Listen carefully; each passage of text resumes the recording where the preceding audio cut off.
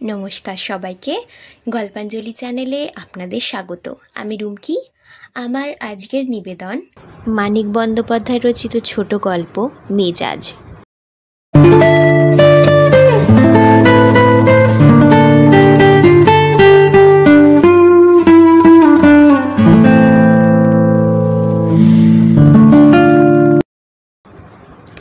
চা আর ডিম ভাজা এসেছিল দুজনের জন্য। মনোরঞ্জন নিঃশব্দে দুটি প্লেটের ডিম ভাজাই নিজের মুখে পুড়ে দিতে থাকে। এককালে সে দারুণ কংগ্রেসি ছিল, আজকাল একেবারে চাষাভুষো বনে গেছে। অনেক দিন পরে তাকে দেখে বড় আনন্দ হচ্ছিল। ভাষাহীন খিদে দিয়ে এত সহজে সেই শুধু চোখের পলকে আত্মীয়তা ঝালিয়ে নিতে পারে। চাষাভুষো বনার কারণও বোধ হয় তাই। ডিম শেষ করে সে বলে, তোমার তাকানি দেখে ভৈরবকে মনে পড়ছে। সেও এমনিভাবে একদৃষ্টে তাকিয়ে মানুষকে বিব্রত করে। তোমাকে মোটেই বিব্রত বোধ হচ্ছে না, কিন্তু ভৈরবকে? লক্ষ্মীপুরের একজন চাষি, তার মেজাজের অদ্ভুত গল্প শুনলে। গরিব চাষি, 1.5-2 বিঘে জমি হয়তো আছে, তাছাড়া ভাগে চাষ করে। গল্পটা বলার আগে তবে একটা সংশয় মিটিয়ে দাও। মানুষটা চাষা, তাতে গরিব, তার মেজাজ হয় কিসে? জমি নেই, ভাত কাপড় নেই, আরাম বিরাম নেই, স্বাস্থ্য নেই।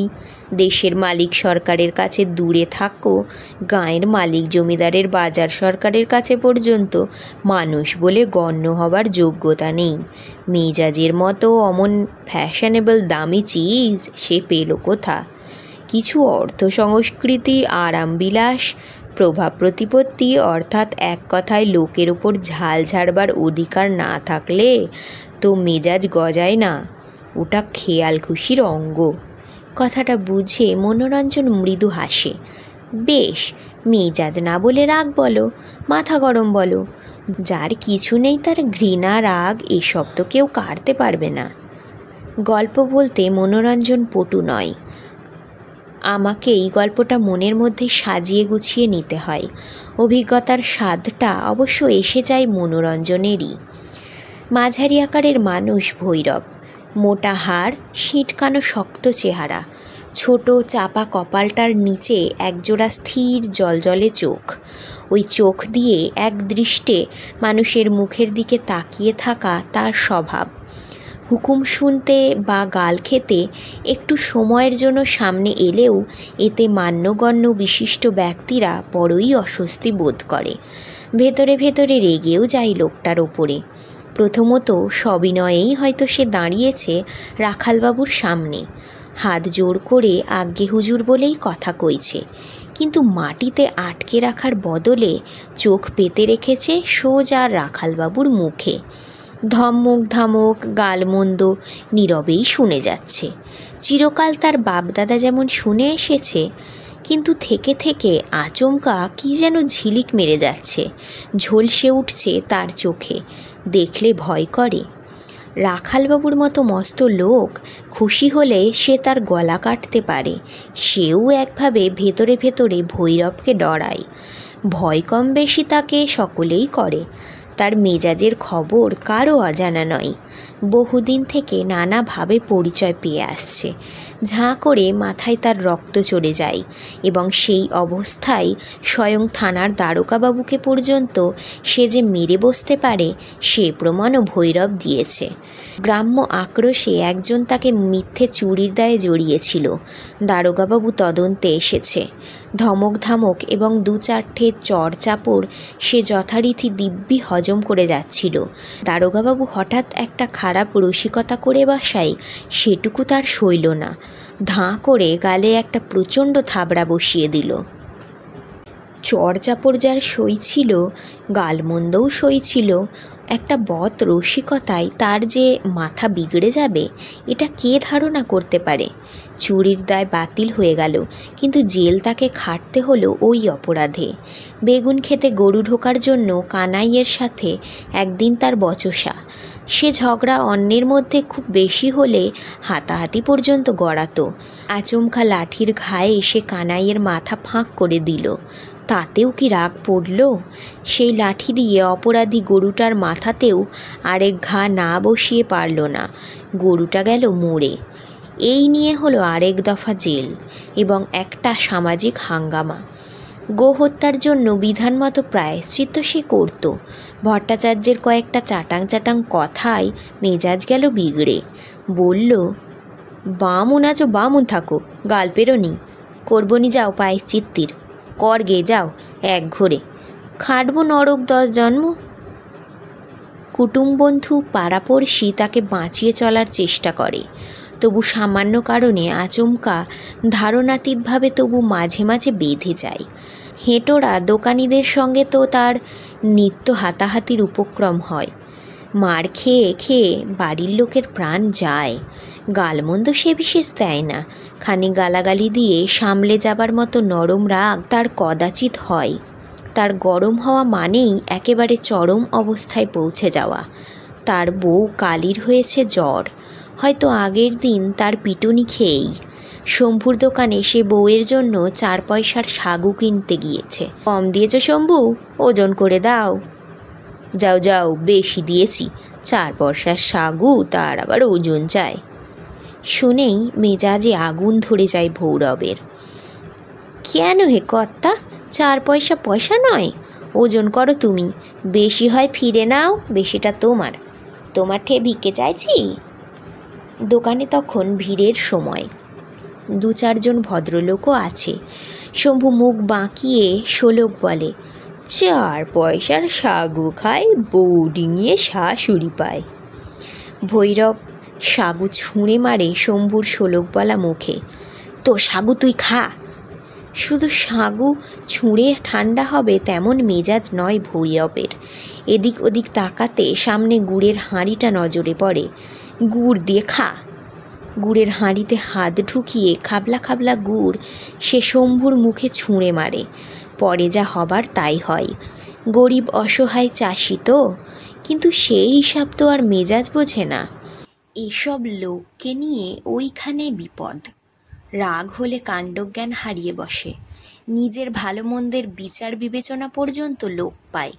মরবে কি বাঁচবে খেয়াল থাকে না। সুতরাং তুচ্ছতাই যতই সে মশামাছির সামিল হোক, সহজে তাকে কেউ ঘাঁটাতে চায় না। তাই থেকে একটা মোটা সিদ্ধান্ত বোধ হয় করা চলে। যতই মনে হোক যে মেজাজটা তার একেবারেই অন্ধ ও বেহিসাবি, জগৎ সংসার ভুলে গিয়ে ঝোঁকের মাথায় যা খুশি কাণ্ড করে বসে, ঠিক ততটা হয়তো সত্য নয়। মানুষ যে তাকে ভয় করে, সহজে তার পেছনে লাগতে চায় না, এটা বোধহয় সে বোঝে। তারপর একদিন এলো লক্ষ্মীপুরের ওই হাঙ্গামা। গাঁয়ের লোকেরা দল বেঁধে রাখালের চোরাই ধান চালান বন্ধ করতে যাওয়া নিয়ে যার সূত্রপাত। পরে অবশ্য ব্যাপার অনেক দূর গড়ায়, কারণ গরিবের যে কোনো বেয়াদবিই ভীতিকর। সমূলে উৎপাটন না করলে চলে না। ধান চাল উপে যেতে যেতে সে এলাকায় মানুষের প্রাণ যায় যাই হলে মরিয়া হয়ে যখন তারা নিজেরাই প্রতিকার করবে স্থির করে, ভৈরবও সেখানে পরামর্শের গোড়ার দিকে উপস্থিত ছিল।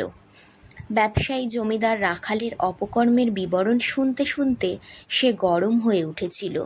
জোর গলায় দাবি জানিয়েছিল যে শুধু ধান চাল নয়, আগে ও লোকটাকে সবাই মিলে ফাঁসি দিতে হবে, তারপর ধান চাল ঠেকানো। বুড়ো বনমালী তাকে ধমক দিয়েছিল, তুই থাম ভৈরব, এ ছেলে খেলা নয়। তবে যা খুশি করো, মুখে ডেকোনি বলে গটগট করে সে উঠে এসেছিল বৈঠক থেকে। তাতে বিশেষ কেউ অখুশি হয়নি। তাকে সঙ্গে রাখার ঝক্কি কম নয়। একা তার জন্যই হয়তো সম্পূর্ণ অকারণে 2-1টা খুন জখম হয়ে যায়। সে মাথা ঠান্ডা রাখতে পারবে না। গ্রামের লোককে দাবাতে যে তাণ্ডব শুরু হয়, তারপর তারা কেউ তো কল্পনাও করতে পারেনি। রাখালের গুন্ডার দল জড়ো হয়ে পাড়ায় পাড়ায় হানা দেয়। প্রথমটা হকচকিয়ে গেলেও গ্রামের লোক শেষে প্রাণের দায়ে মরিয়া হয়ে দল বেঁধে তাদের মেরে হটিয়ে দেয়। পুলিশের স্থায়ী ছাউনি পড়ে লক্ষ্মীপুরে।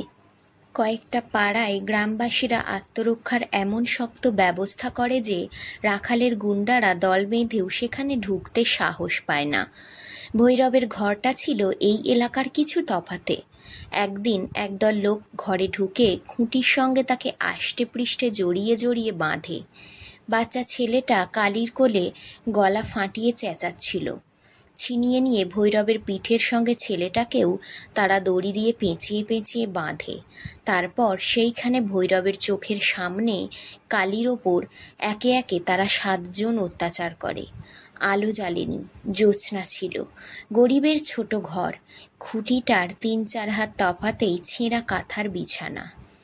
কাহিনীর এইখানে থেমে গিয়ে মনোরঞ্জন আচমকা প্রশ্ন করে, কেন বলো তো? পাশবিক অত্যাচারের মানে হয়, কিন্তু স্বামীর সামনে কেন? মাতাল মার্কিন সোলজারদেরও এই ঝোঁক দেখা যেত, কোনো কারণ ভেবে পায় না। মানে? অত্যাচার মানেই বিকার। অত্যাচারীর মনে দারুণ আতঙ্ক থাকে। নিজের বিশ্বাস, নিজের সংস্কার, নিজের নিয়মকানুন পর্যন্ত সে ভাঙছে, নিজের বিরুদ্ধে যাচ্ছে। সকলকে পায়ের নিচে পিষে রাখবার জন্য ওরা নিজেরাই নীতিধর্ম, আইন কানুন, আদর্শ খাড়া করে, নিজেরাই আবার তা ভাঙে। আত্মবিরোধ এড়িয়ে যাবার সাধ্য ওদের নেই, অন্যায় করতে ওরা বাধ্য। নেশাখোর যেমন নেশা চড়ায়, এরাও তেমনি অন্যায়কে আরও উগ্র, আরও বীভৎস করে চলে। হিটলার অসংখ্য ভয়াবহ অন্যায় করেছে, যাতে তার এতটুকু স্বার্থসিদ্ধি হয়নি। গুন্ডারা তো ওই একই জাত। মনোরঞ্জন একটু ভেবে বলে, তাই কি? কে জানে। তারা চলে যাবার পর কালী কিছুক্ষণ নিস্পন্দ হয়ে পড়ে থাকে। কাছাকাছি কোনো চালায় আগুন ধরেছে। বাইরে জ্যোৎস্নাময়ী রাত্রির রক্তিম দ্যুতিময় রূপ দেখা যায়। ভৈরব মৃদু কণ্ঠে বলে, বাঁধনটা খুলে দে বউ। তার শান্ত গলার আওয়াজে কালী বোধ হয় আশ্চর্য হয়ে যায়। তবু সে ভয়ে ভয়ে বলে, মুখে কিছু করবে না তো? না, তোর কি দোষ? শিগগির দড়ি খোল, ছেলেটা বুঝি শেষ হয়ে গেল। কালী তাড়াতাড়ি প্রদীপ জ্বালে। ছেলের দিকে এক নজর তাকিয়েই এতক্ষণ পরে সে প্রথম আর্তনাদ করে ওঠে। এ পর্যন্ত মাঝে মাঝে শুধু তার গোঙানি শোনা গিয়েছিল। বিক্রি করে কিছু বাড়তি রোজগারের জন্য ঘরে ভৈরব পাটের দড়ি পাকায়। বাঁধবার দড়ির তাদের অভাব হয়নি। দিশেহারা উন্মাদ তারা। ওইটুকু ছেলেকে পাটের সরু পাকানো দড়ি দিয়ে বাপের সঙ্গে জড়িয়ে জড়িয়ে বেঁধেছে গায়ের জোরে। গলাতেও প্যাঁচ পড়েছে। ইচ্ছা করে কি না তারাই জানে। ছেলেটা খুব চেঁচাচ্ছিল। কান্না থামাতে হয়তো এইভাবে গলায় দড়ি জড়িয়েছে। দড়ি খুলে নামাতে নামাতেই টের পাওয়া যায় ভৈরবের আশঙ্কায় সত্য, ছেলেটা শেষ হয়ে গেছে। কালী হাউমাউ করে কেঁদে উঠতে খুঁটিতে বাঁধা ভৈরব সেই রকম শান্ত গলায় বলে, মোর বাঁধনটা খোল আগে। ভয়ে ভয়ে কালী তার বাঁধন খুলতে আরম্ভ করে। ভয়টা তার অকারণ নয়। এতদিন একসঙ্গে ঘর করেছে, মানুষটাকে সে সবার চেয়ে ভালোভাবেই জানে। কারণে অকারণে কত ছ্যাঁচা খেয়েছে। গায়ে আজও তার অনেক চিহ্ন আঁকা আছে এখানে ওখানে। এই অবস্থায় আজ ভৈরবের মাথা ঠিক আছে এটা সে স্বপ্নেও সম্ভব বলে ভাবতে পারছিল না। তুচ্ছ কারণে মানুষটা ক্ষেপে যায়, মহামারী কাণ্ড বাঁধিয়ে দেয়। বাইরে রাগের কারণ ঘটলে ঘরে হাতের কাছে তাকে পেয়ে পিটিয়ে দেয়। আজ রাতের এত ভয়ানক কাণ্ড তার সইবে কী করে? বাঁধন খুলে দিলে দিশেহারা উন্মাদ ভৈরব যদি প্রথমে তাকেই খুন করে বসে। দড়ি খুলে দিলে যে খুঁটিতে ওকে তারা বেঁধেছিল তাতেই ঠ্যাস দিয়ে ভৈরব মেঝেতে বসে পড়ে। মনে হয় তার সামনে তার বউয়ের উপর যে পাশবিক অত্যাচার হয়ে গেল তারই গায়ে গায়ে লেগে থেকে কচি ছেলেটা যে ওদের দড়ির ফাঁসে দম আটকে মরে গেল, এসব কিছুই সে গায়ে মাখেনি। তার রাগও নেই, হা হুতাশও নেই। কালী নিজেই টের পায় না। সেও কত শান্ত ধীর হয়ে গেছে। ছেলের জন্য উন্মাদিনীর মতো সেও আছড়ে পিছড়ে কাঁদছে না। সাধারণভাবে অসুখে বিসুখে ছেলেটা মরলে এতক্ষণ তার গলা ফাটানো আর্তনাদ সারা গাঁকে জানান দিত তার শোকের খবর। 7 জন অত্যাচার করেছে স্বামীর সামনে। রক্তাক্ত দেহে রক্তাক্ত মন কি সাধারণ শোক দুঃখের স্তরে থাকতে পারে? আবার কে আসে? ভৈরব অস্ফুট স্বরে বলে। সুদৌ, সাড়া দাও। কাছে সরে এসে কালী বলে, কে? আমি বনমালী। বনমালী ঘরে এসে বলে, আরও কজনা আসছে, বন্দুক হাতে পাহারা ছিল, মোরা এগোতে পারিনি ভাই। তোমার ঘরে অত্যাচার করবে তাও মোদের ভাবনার অগোচর ছিল। সেদিন চটাচটির পর তো তুমি তফাতে ছিলে বরাবর। গরিবের এই দশা। ভৈরবের নম্র শান্ত সুর বনমালীকেও আশ্চর্য করে দেয়। কোনো দিন কোনো অবস্থাতে কেউ কখনো তাকে এমন ধীরভাবে কথা বলতে শোনেনি। প্রদীপের আলোয় তার দিকে চেয়ে বনমালী ভাবে, পাগল হয়ে যায়নি তো মানুষটি? উষ্ণ নিঃশ্বাস ফেলে বনমালী বলে, এর প্রতিশোধ একদিন পাবে। ভৈরব সায় দিয়ে তেমনই ধীরভাবে বলে, পাবে বই কি, শিগগির পাবে। কড়াই গন্ডায় শোধ দিতে হবে সুদে আসলে। একে একে আরও কয়েকজন চেনা লোক আসে। ভৈরবের ধীর শান্ত ভাব তাদেরকেও অবাক করে দেয়। নগেনের বউ আর নিতাইয়ের পিসি এসেছিল। এক কোণে তাদের কাছে বসে কালী বিনিয়ে বিনিয়ে কাঁদে। খানিকক্ষণ চুপচাপ শুনে ভৈরব বলে, কাঁদিস না বউ, আর কান্না কিসের? যতদিন বেঁচে রইব তোতে মতে শুধু দেখব ওদের কত সর্বনাশ করতে পারি, কটাকে কাঁদাতে পারি। ছেলেকে পুড়িয়ে জিনিসপত্র পুঁটলি করে কালীর সঙ্গে ভৈরব পাড়ার ভিতরের দিকে ব্রজেন দাসের বাড়ির একটা ঘরে আশ্রয় নেয়। একদিকে তাকে দেখে যেমন টের পাওয়া যায় না সেই বদরাগী পাগলাটে ভৈরব, অন্যদিকে তেমনই ভাবাও যায় না সেদিন রাত্রে তার জীবনে কি ভীষণ ঘটনা ঘটে গেছে। গ্রামরক্ষী দলে সে নাম দেয়, কাজ করে, মন দিয়ে আলাপ আলোচনা পরামর্শ শোনে, সারাদিন ঘুরে বেড়ায় আর মানুষকে সরলভাবে সংক্ষেপে নিজের কাহিনী বলে। দাওয়ায় বসে, রাস্তায় দাঁড়িয়ে হাটে বাজারে চাষাভুষো লোককে পরম আত্মীয়ের মতো ঘটনাটা শুনিয়ে জিজ্ঞাসা করে, প্রতিকার করবে না তুমি মোর ভাই? 7 দিন পরে সেই গুন্ডার দল যখন মাঝরাত্রে লোচন দাসের ঘরে হানা দিয়ে তাকে আর তার বাপকে বেঁধে বাড়ির বউ আর মেয়েকে নিয়ে আরেকটা উৎসবের আয়োজন করে, তখন 300 লোক নিয়ে ভৈরব বাঘের মতো ঝাঁপিয়ে পড়ে। যে কজন এসেছিল প্রায় সকলকেই বাপের নাম ভুলিয়ে দেয়। কি ভীষণ যে দেখায় তখন তার মুখের চেহারা দেখে বনমালী এবং আরও অনেকে বুঝতে পারে ভৈরবের মেজাজ কোথায় চড়েছে। তাই পরদিন আবার তাকে মৃদু ও শান্ত দেখে তারা কজন আশ্চর্য হয় না। আজকের গল্প এখানেই শেষ। গল্প পাঠ ভালো লাগলে অবশ্যই একটা লাইক দিয়ে যাবেন আর আমার চ্যানেল গল্পাঞ্জলিকে সাবস্ক্রাইব করে আমার পাশে থাকবেন। ধন্যবাদ। ভালো থাকবেন সবাই।